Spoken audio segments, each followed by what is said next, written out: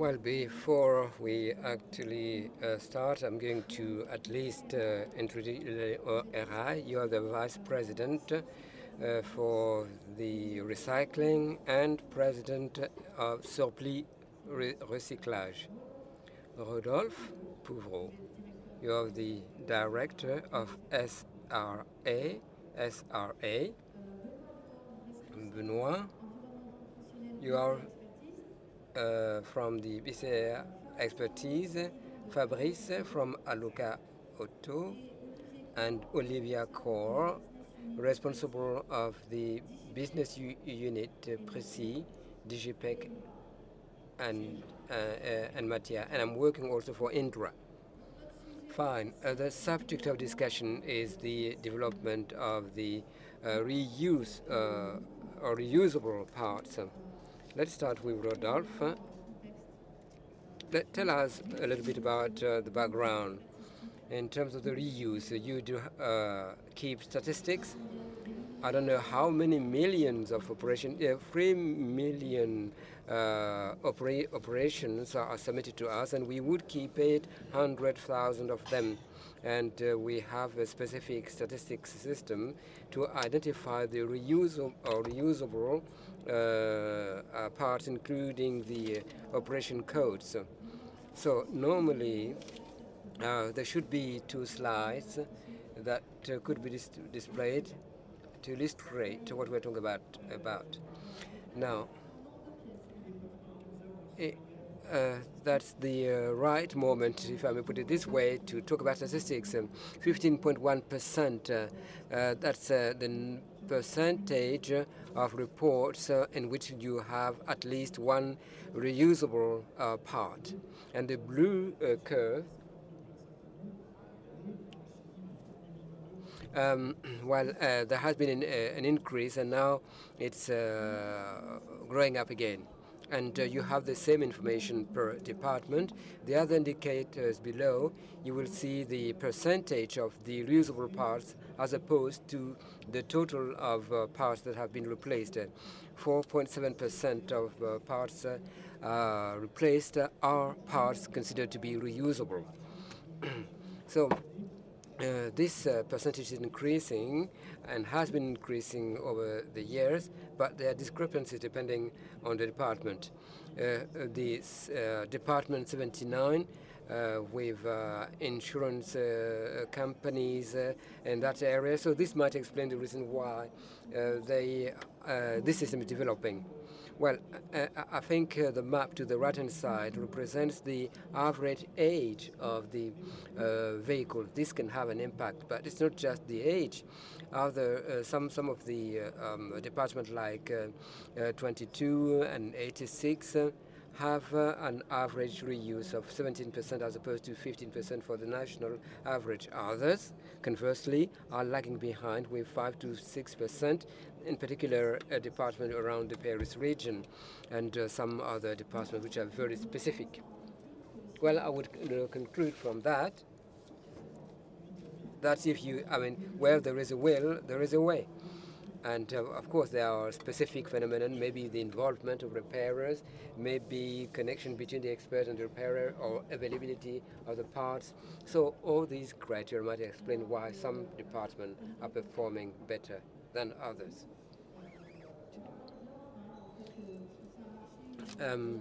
It's a market where I assume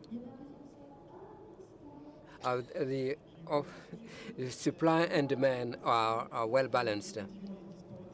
Yes, indeed, there are discrepancies locally, but also discrepancies when you consider the parts. And so the top 9 of parts, you have the main is the tailgate that account for 23%, 20.6%. So and what is indicated here, and maybe the players in the field can step in. Those parts, in fact, represent only 40% of parts that have been replaced. So there could be disequilibrium in terms of the actual needs and the actual supply. So the next question could be, how can we boost that market, statistically speaking, mathematically speaking? Well, we can say that it is important to come up with a supply or an offer that corresponds to what the needs are. Statistically speaking, there are more shocks that affect the front wing as opposed to the back one. So 32% for the back, for the rear, as opposed to the front. So, but there are different proposals we can come up with based on statistics. We can expand the offer. So, offer focuses mainly on 9 parts. Well, one solution would be to expand the offering, and if you add up a few parts, even with 2%, adding them up, it is very important. With regard to the grill that have been damaged, they have to be replaced. Almost 97% of them have to be replaced. So it's basically the approach that can help change things. There are more parts that can be replaced as compared to what we actually focus on currently. Well, Olivier, CASSE, that was really the question I wanted to raise. How can we expand the offering? We know that the demand is there, but what about the supply? That's the real hindrance. Well, there is a discrepancy between, or gap between demand and supply. Statistically speaking, demand is higher than the supply. We need to identify, first of all, the current needs. That is, in fact, something that has to be done by the end-of-life vehicles centers, but also try to assess what the future is likely to be. So you would have to speculate, to speak, try to identify. You know that this or that part would have a market, but take into account the dismantling and repairing. So this means that you are going to invest to immobilize significant cash before generating profit, maybe 4 or 5 years later. So some service providers have not, in fact, decided to include this or that part in their offering. So they are, already. The people, in fact, tend to think that for, let's say, for the front or for the back or the rear, well, people will not even think about making offering. And well, for the tailgate, one of the reasons is also the price. The tailgate is made part of different components, and whatever the distributor, you would have to combine to associate parts at other parts to the tailgate itself. So therefore, it can be a source of savings if you were to replace the or reuse, in fact, the tailgate. And what about the very, very old vehicles? Well, for the very, very old vehicles, the end-of-life vehicle centers tend to actually deal with very old vehicles. Statistically speaking, what we sell actually reflect the current, let's say, age of the fleet, about 10 to 12 years. So for even older vehicles, it can be interesting to develop the market by proposing parts at lower cost, I mean. So there are currently plenty of such parts on the racks with limited demand. So this will help, in fact, to deal with those very old vehicles very quickly. So reusable parts that could be sold at an affordable price. Fabrice, so how to tap the market, in particular with regard to comparatively newer vehicles as opposed to the very old ones. Well, we have different types of vehicles that are submitted to the centers, and generally speaking, 11 years, that's the average, but you have vehicles of 19 years of age.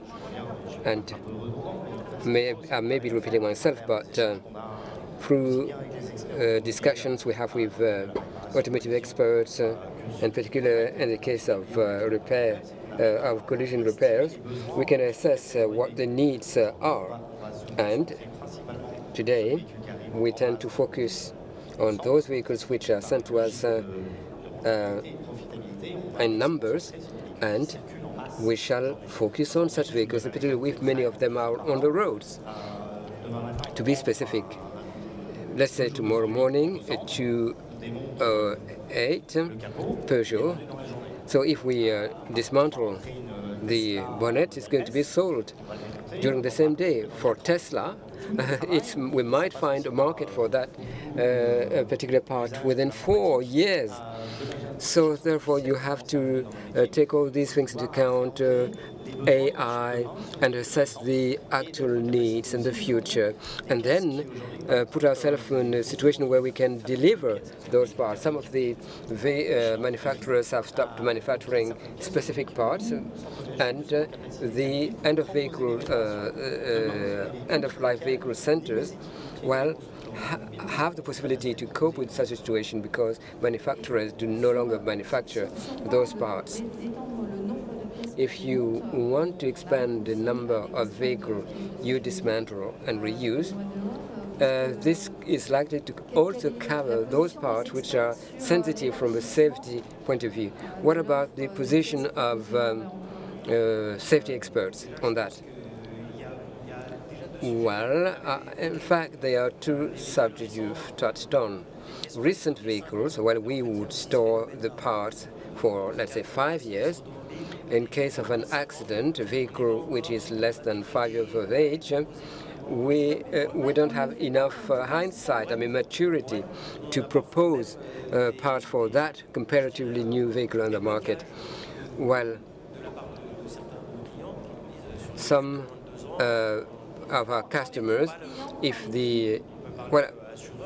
I'm talking about either the insurance companies or those, the rental companies. Well, they have a comparatively recent vehicle, let's say 2 years. There is an accident, let's say, and fitting a reusable part on such a young vehicle, even though it's more or less the same, let's say, performance, people are reluctant. Within BCA Expertise, we are monitoring 11 eligible parts. Well, we do have a list of up to 30 parts, but we focus on 11 of them.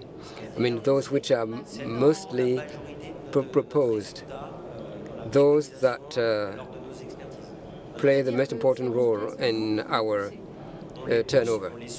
Yes, we do push them, so to speak, and monitor the performance of those parts. If, for example, for doors, well, this represents a 23% recommendation. So you are performing better than statistics, we heard? Well, for the rear bumper, it's not quite something that is frequently reused.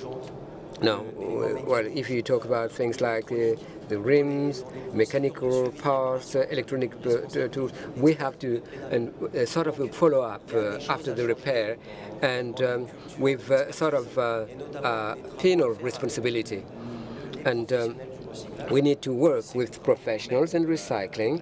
That's something that we do based on the charter we have signed with them. That is, in fact, to set a framework for the use of given parts. So a minimum level of checks has to be performed for us to be sure about the quality. So we can call on repairers to repair a rim. In fact, we just have to adjust to get used to. We have to make sure that the deconstruction world is gradually adapting. when you talk of culture, if I can say something here, because it's extremely important, you know, we were speaking of the logic of insurance companies, rental companies, private individuals. You know, people who say, well, I bought a car 2 years ago, why would I repair it with a used part? A lot of friends don't want a used part, re-employed part. They want, in fact, a new part. So in France, in Europe, in the U.S., we see, for example, in the U.S., like in Sweden or Finland, you have 50, 80, 120 parts in the U.S. which are logically considered for reuse. And in the public, we need to reassure the public, explaining that through the controls, inspections, and warranties, a used part is able to fulfill the same role as a new part with an economic advantage. And then there's the ecological aspect as well, because if you repair a vehicle with a used part, that's 50% less emissions. And you know, the main players who are going to be penalized because of their CO2 production potential, they will be more open to this idea. In the U.S., as of the 70s, 80s, the insurance and other prescribers started saying, why not repair and replace a damaged door with a used one, a reused part? We have to convince the vehicle owners of the advantages of using a reused part. Now, professionalization. If the part is carrying out the same job, there's no reason to get a new part if you can have a used part instead. But for that, people need to be trusting. You know, I mean, in any case, you know, there's going to be a glass ceiling. We'll never be able to use just these reused parts. I think we have to offer the customer a quality product which is equivalent to the new part. And this is in terms of the service you can offer in addition to the part quality. Yes, I think that today the service is not there. I think that, you know, if we want to go further, if we want to open the way to the reuse of other parts, you know, because it is a question of culture, it's not just one part. There's all kinds of parts that can be used. I think that today we know our business, but I think we need to go further to explain the quality of the parts, maybe have the certification of the parts evolve, you know, see whether we need to carry out several controls, not just visual ones, maybe do controls and inspections with various equipment. So I think that in the market, we probably will have to go further to convince these culture changes. We spoke of the possibility of, the cradle, the engine cradle, and others that you could accept as a reuse part, as an expert. The rear suspension, the engine cradle. The problem with these parts is you have to control and verify the integrity of the part. It might have undergone a crash or an impact. Maybe it was not correctly repaired, just painted, and so the repair will not be visible, but it's still there. I understand what Laurent is saying. I think that the subject of professionalization, the quality of the part as well. If you order 2 bumpers and they both arrive damaged, that this is going to also create hesitation on the part of the repairer to use reused parts. So we have to be very careful there as well. Is it longer to obtain some parts? No, quite frankly, today the deliveries can be done almost in one day, and it can be packaged like a new part. But sometimes you have a few parts which should in fact be kept for the private buyers market and not professionals, because otherwise you would damage the image of the business. If you look at an engine cradle, this is one in fact you have to really monitor the part, because this is where we call this is where we can commit our responsibility. Now, your specificity here. You have several types of reuse parts. There's the used part. You have the standard exchange called the reman parts, and you have the reconditioned, the reworked parts. Why did you decide to do this? Well, because we have 3 different factories, one which is only working for two-wheelers. If we talk about sensitive parts, when you talk about the, a two-wheeler, all the parts are sensitive. In other words, you need to have a very low return rate, today less than 2%, which proves that the controls have been done. If I look at, the parts that we sell the most, well, the brakes, for example, if we look at the brakes, for example, well, here we have some of the most sold parts. The brake calipers, for example, are among the parts we sell the most. There's a market for them. Just as we saw with the wishbone or the engine cradle, I have a meeting with my colleagues, and we see, in fact, the progress made, because now people start talking about the front suspension arms, links, and which are being accepted now. And the part is reworked, reconditioned. And you need to know that you have a part that's reused, you can get it, you send it on your it's traced, so we go quite full here. Today there are repair shops. It can be the repair of a wear part, like a seal, but it can go further. It can be a part which is broken. And if you ask in fact a workshop mechanic, there are things they know how to do. And you know that we have parts that people can use without any problem. We hear people say that if it's a part of the circular economy, the repair mechanic is going to really do a lot of work on it, and you won't make money because, in fact, it takes too much time. No.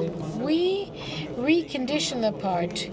You have to look at the nomenclature. We work with 3 or 4 catalog people. It depends what you're doing. If you want to work with the two-wheeler, if you want to work with the industrial vehicles, well, then you have to create the catalog yourself, and that's difficult. So, we have to work. And as far as these reconditioned, these reworked parts are concerned, I spoke of the two-wheelers, the four-wheelers. Look at the industrial vehicles like a tractor. You know, we have certain parts of a tractor. Some parts are burned. 37% of what comes from the insurers.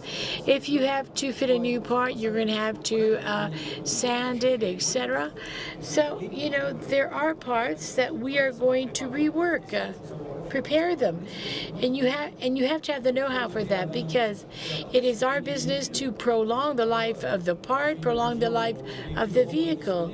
Earlier we spoke of a reconditioned vehicle. Well, a lot of us have centers, in fact, to recondition vehicles, where we can you know, repair jobs on vehicles which no longer have value. Once the vehicle is finished, then you have inspections and controls. You have all kinds of things that you need to verify.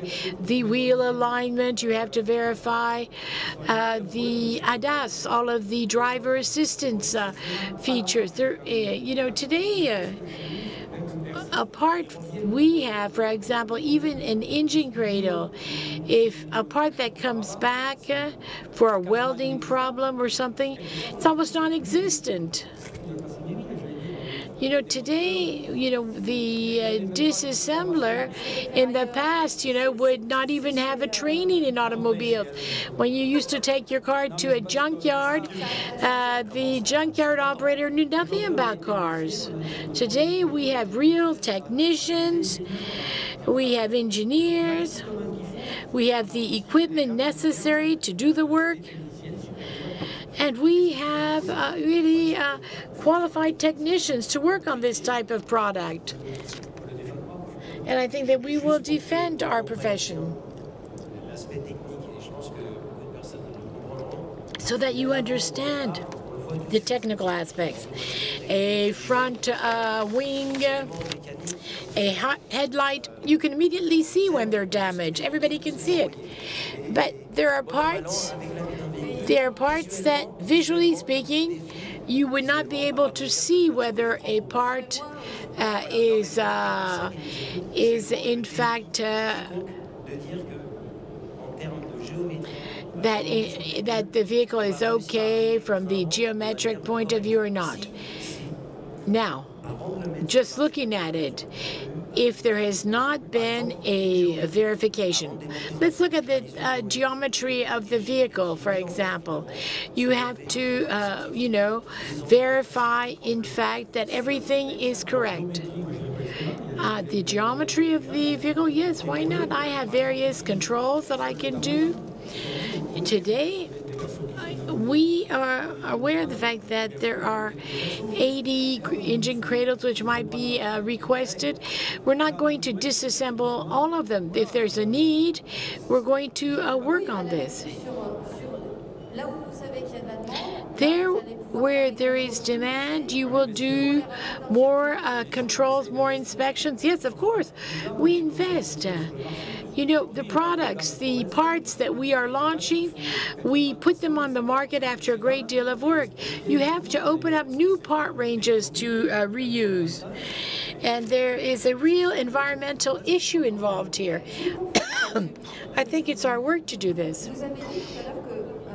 Earlier you said that the reuse parts enable us to save vehicles that would normally have not been repaired because they were no longer valorized. So can a vehicle which is economically irreparable interesting? We never ask the question. We never say, well, I'm going to repair it, so it's repairable. Is it? Today, there's an economic concept, and the re-employed part allows us, you know, to do job. You know, there's an economic value, you know. If you have a vehicle which is worth 1,500 euros and the part that needs to be changed is 2,000, this would not be reasonable. But the use of a reuse part allows us to do a repair, a quality repair, And this, in fact, goes in the direction of a longer service life, improved repairability. 10 years ago, we would have assessed the price of a new part, but we would not have envisaged using a used part, a re-employed part. So things are changing. A lot of things are changing. And it is through the professionalization of the recycling circuit, the recyclers, and the repairers' acceptance as well, because, you know, the deadlines are sometimes longer here. But this is a real lever to maintain to prolong the lifetime of the vehicle. I agree with that. Well, it's a good thing we agree. We're in the same business anyway. I think it's extremely important to look at the semantics. The legislation has evolved. There are 3 types of parts today: the used part, the reconditioned part, and the remanufactured part. Now, at the end of life vehicle centers, you know, we have a lot of the used parts, you know, the overall image of a person, you know, who comes to a junkyard to buy a part. This is something that will disappear with time. It's a used part. It's guaranteed 3 months, 6 months, depending on the legislation. And we all have to work on these semantics and communicating the now, today, the market for the reconditioned parts is very much developed. France was a leader there. We have here heard the car manufacturers like Peugeot, Renault, who speak of reconditioned cars. And we need to talk about this. And this is going to have to include the certification, certified inspections. We're certified. So, in fact, what's important is that we need to go further. We need to certify the inspections of the parts, so that, in fact, we don't just have the body parts, but that you have also reconditioned mechanical parts. You know, the CSV is working on the certification of reconditioned parts for electronics. We, en fait, are working on reconditioned parts for used parts. We want to have a 2-year warranty on these reconditioned parts. This will reassure the repairer and the private buyer that the part works exactly like a new part. And that's where we will have won the battle. Now, coming back to the question of the cradle, and today, in fact, we have one of the lists of most replaced parts, a part which is verified, controlled, no psychosis. It's controlled, it's verified. I see no break on this. The cradle is a sensitive part, but we need to look at it differently. But it is a part that is used and does not create problems. I think our best ambassador is the repairer. I don't want to come back to two-wheelers, but when we launched the activity, you know, we didn't work, in fact, on the repair of motorcycles which were involved in crashes.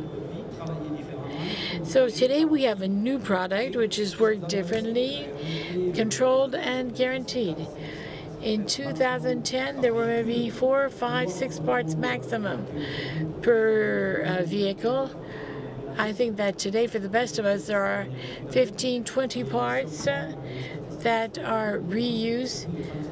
But for the two-wheeler, we have more than 35 parts, in fact.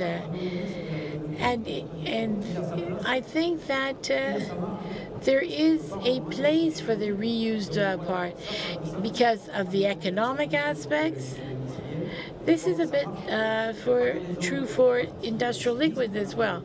There's no reason why with the crash parts, that in classic repairs, it is us, the producer, and the repairer who have to work together to promote these reused parts. I think the expert has an opportunity to position himself and help the repairs. This is a good time to do this. There's no point in putting constraints where you don't need them. We're not going to talk about constraints. I think if we talk about the wheel rims, for example, you need to verify the alignment and rebalance as well. Verify that. So the salesman of these reconditioned parts who does his work right, are we going to score them, certify them like like we do for chefs? We have two platforms, PRECIS and Digipiec. We do audits anyway, so we know the centers who are our network, but we have, in fact, fewer centers today because we're entering a certification and audit process to say that this ELV is at the right level demanded by our platform. And then there's the question of controls. And the best control possible is obtained by customer satisfaction. Today, on any given service, our role as a network is to identify the centers that maybe are not working as well, to work with them to further their professionalization. We have training programs and some which are in fact dedicated to the reused part. So digitalization has enabled us to implement a whole series of controls which enables us to further improve quality. This is why I come back to the whole question of certification and labeling. I think that today, if we want to really meet the needs of the repairer, to show that there is a penal commitment in terms of repairs, we need to set up a control system for each type of part so that we can label and certify the reconditioned part. I think that the body pieces, well, I see this in Paris with my customers. It's not a question of aesthetics. People who need a functional part, a functional vehicle. Now, this work is not the work of the insurance companies who need to put the car back into its original state. So I think that our profession needs to get some kind of certification or label. We're going to talk about this next week. And we are working on this subject to have a third party validate the controls done on the parts so as to have a label for these reconditioned parts to maybe, without differentiating from the reuse part, which is going to have a role as well. I think that this is essential. This is collective work that has to be done. I think that today we need to move in that direction to reassure the repairer and the user on these parts. In the case of Mobiliance, are you studying the subject? Well, that's our role. Good question. Yeah, this is a good role. This is a good question because that's our role, as Olivier said. You know that in 2020, I put a part on the reconditioned part on the market, and I think it's Mobiliance with others who have to support the project because we're not the last in the class. I was in Poland at an international congress for recyclers. When we look at the product quality, the environmental standard, we're very much ahead of many others. And the #1 in Italy and Spain, when they come to see us, they look at the parts we are doing, they envy us because they know that there are European standards and regulations which are in the making, and they see the level of our parts. There are certain parts which will be difficult. You know, we are constantly seeking quality, and in this way, we will be able to offer interesting parts. I think that's our role. And looking beyond the French model, at the European level, there's a European regulation which is in the making, and it talks of these different types of parts. And I think that all of us need to work on this. It's our role. It's going to reassure the final customer and the repairs. So this is underway. Yes, it's in fact linked to the demanding aspect of France. But I think that was the whole objective of signing the charter, to see how together we can work on the subject to go further and in a professional way. In the end, each one of us speak on behalf of our profession, but at the end, we all have a vehicle, a car, or an LCV. Well, then it's, you know, if it's my money, it can be green, blue, or red, but if it's your car, you take it to the repair shop and you get it back with a green door on your red car, and a tire which a wheel rim which is different from the others. No. I think that somebody once said that organic is expensive but environmental. Our product is both economical and environmental. We didn't speak of that, but let's talk a little bit about price and margin. We knew that the repairer, what he's interested in is knowing how much money he's going to make and what savings he's going to make by assuming the risk of a re-employed part, a reused part, or a new part. So do you make more money when you're a repairer and you use a reused part? No. We have all of the elements in hand regarding semantics, verifications, etc. Now, at the heart of this is the repairer. Now, the repairer, if he uses this used part, yes, fine. But to earn more, yes, but sometimes on the remanufactured part, they get more. Yes, so why put the objective so high when 80–90% of the market is this reused part?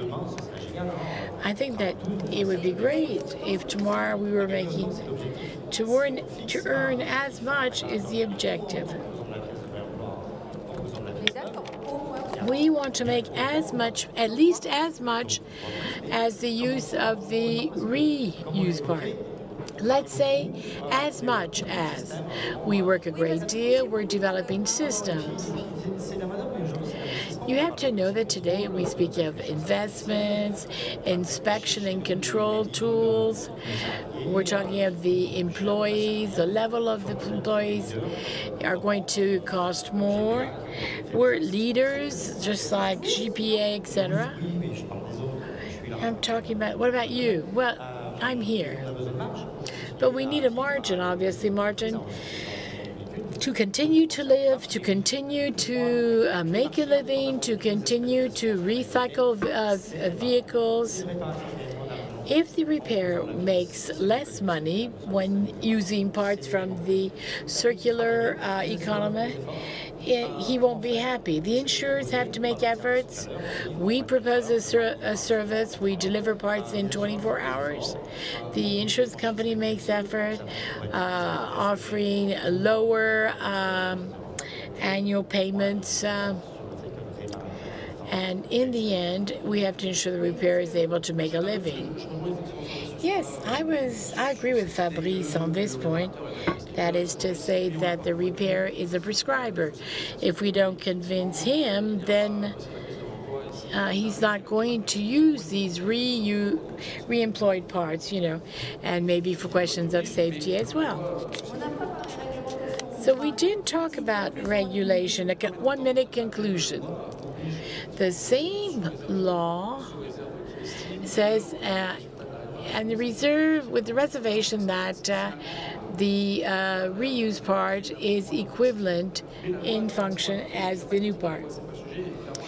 I'm not saying the law is not a subject of discussion, but the law is applied.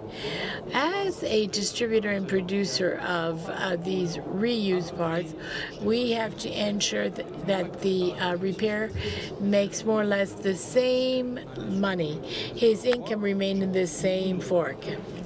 I hear repairers who want to propose the reused part, and sometimes they're disappointed because they're not able to find these parts.